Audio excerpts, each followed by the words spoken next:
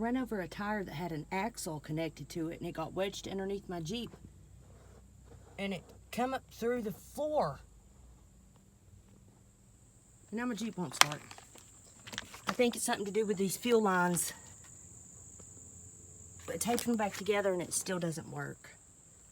I mean, it was electrical lines, not fuel lines. It was the electrical lines that came from the fuel stuff. I did not tape fuel lines. Okay, I was wondering what this was. It's a